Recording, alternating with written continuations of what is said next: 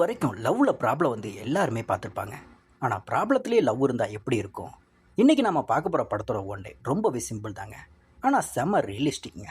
ஒரு பொண்ணை உசுராக காதலிக்க வைக்கிறதுக்காக நம்ம ஹீரோ 4 வருஷமாக போட்ட எஃபெக்டை அதே பொண்ணு ஒரே மாதத்தில் ஒரு பையனுக்காக போட முடியுமா?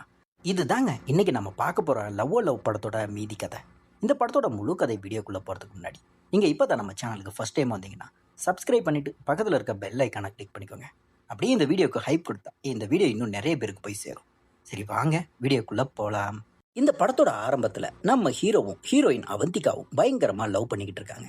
ஆனால் ஒரு கட்டத்தில் தாங்க ஹீரோவுக்கு அந்த மரண உண்மை தெரிய வருது. அவந்திகா இவர்கிட்ட காதலை விட இவரோட கிரெடிட் கார்டை தாங்க அதிகமாக காதலிச்சிருக்கா போல.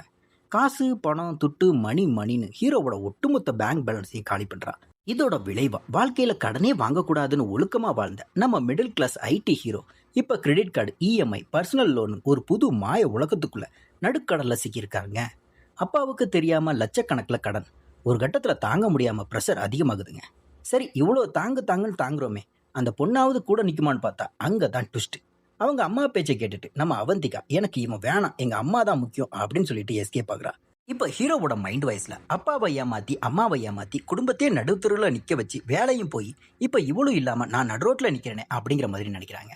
கதை இப்போ கரண்ட் சுச்சுவேஷனுக்கு வருதுங்க. நம்ம ஹீரோ பயங்கர போதையில் இருக்க போலீஸ் அவரை அரெஸ்ட் பண்ணி ஸ்டேஷனுக்கு கூட்டிகிட்டு போகிறாங்க. அங்கே இன்ஸ்பெக்டராக இருக்கிறது வேற யாருமே இல்லைங்க, நம்ம இயக்குனர் செல்வராகவன் தான். அங்கே பெண்கள் நல சங்க தலைவி வனிதாவும் நிற்கிறாங்க.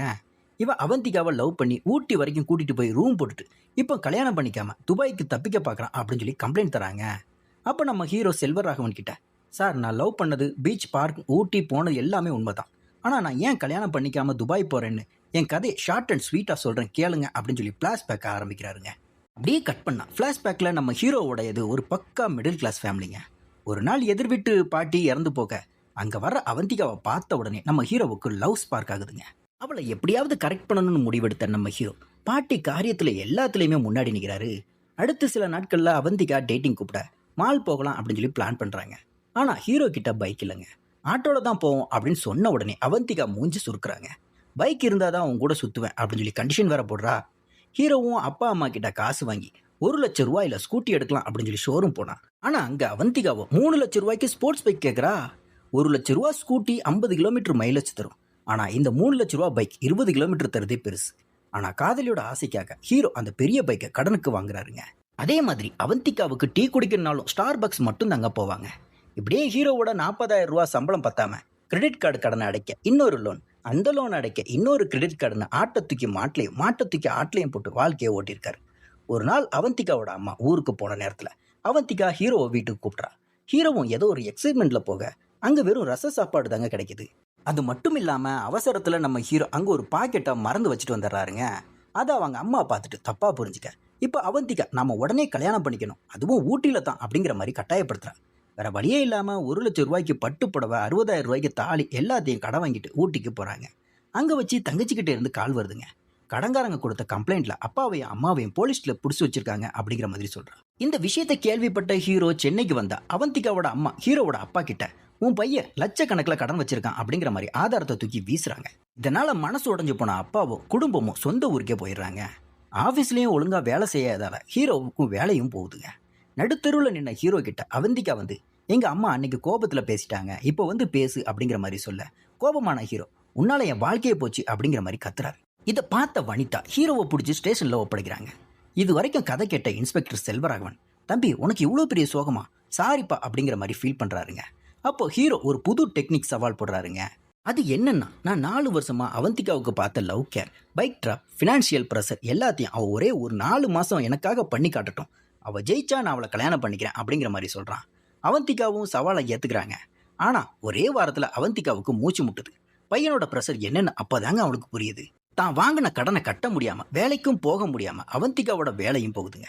கடைசியில் அவங்க வீட்டு பத்திரத்தையே அவங்க அம்மாவுக்கு தெரியாமல் அடகு வைக்கிறான். விஷயம் தெரிஞ்ச அவந்திகாவோட அம்மா இப்போ ஹீரோவோட உண்மையான காதலை புரிஞ்சுக்கிட்டு அவனை விட்டுறாத, அவன் உன்னை உண்மையாகவே லவ் பண்ணியிருக்கான் அப்படிங்கிற மாதிரி அவந்திகா கிட்ட சொல்கிறாங்க.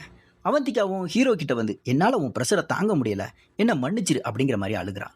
ஆனால் ஹீரோ அதை ஏற்றுக்காம எனக்கு மும்பையில் வேலை கிடச்சிருக்கு, நான் கிளம்புறேன் அப்படிங்கிற மாதிரி சொல்கிறார். கடைசியில் செல்வராகவன் தான் ஹீரோவுக்கு புரிய வைக்கிறார். டேய், ஒரு பொண்ணு உனக்காகத்தான் ஈகோ எல்லாத்தையும் விட்டுட்டு இறங்கி 4 மாதம் கஷ்டப்பட்டுருக்காப்பாரு, அங்கே தாண்டா அவளோட உண்மையான காதல் எனக்கு புரியுது. இதை புரிஞ்சிக்காம போனா நீ தாண்டா முட்டாள் அப்படின்னு அட்வைஸ் பண்ண 2 பேரும் ஒன்று சேர்றாங்க. படம் இதோட முடிஞ்சிருச்சு அப்படின்னு நம்ம நினைக்கும் போது சில வருஷங்களுக்கு அப்புறம் நம்ம ஹீரோ ஒரு பையோட திரும்பவும் செல்வராகவனை பார்க்க ஸ்டேஷனுக்கு வராருங்க. அப்போ செல்வராகவன், டேய் இப்போ எதுக்குடா வந்த, யார் மேலே கம்ப்ளைண்ட் அப்படிங்கிற மாதிரி கேட்க, அதுக்கு நம்ம ஹீரோவும் என் பொண்டாட்டி அவந்திகா மேலே தான் சார் அப்படிங்கிறான். உடனே செல்வராகவன், லவ் பண்ணும்போதே அவ்வளோ ப்ராப்ளம், இப்போ கல்யாணத்துக்கு அப்புறம் என்னடா ஆச்சு அப்படிங்கிற மாதிரி கேட்குறாருங்க. சார், லவ்வை விட கல்யாண லைஃப்பில் வர ப்ராப்ளம் பல மடங்கு பெருசு சார், அதை ஏன் பாணியில் பார்ட் 2ல் சொல்ல போகிறேன் அப்படின்னு பார்ட் 2க்கு செம மாசா லீட் கொடுத்து இந்த லவ் படத்தை இங்கே முடிக்கிறாங்க. இந்த படம் ஒரு செம ஃபன் என்டர்டைன்மெண்ட்ங்க. கண்டிப்பாக தியேட்டரில் மிஸ் பண்ணாமல் போய் பாருங்கள். இந்த படத்தோட முழு கதை விளக்கத்தை நான் சொன்ன விதம் உங்களுக்கு பிடிச்சிருந்துச்சுன்னா இந்த வீடியோக்கு லைக் பண்ணுங்கள், ஷேர் பண்ணுங்கள், கமெண்ட் பண்ணுங்கள். அப்படியே நம்ம சேனலை சப்ஸ்கிரைப் பண்ணிவிட்டு பக்கத்தில் இருக்க பெல் ஐக்கானை கிளிக் பண்ணிக்கோங்க. அடுத்து ஒரு சூப்பரான வீடியோவில் உங்களை சந்திக்கிறேன். அதுவரை டாட்டா, பை பாய்.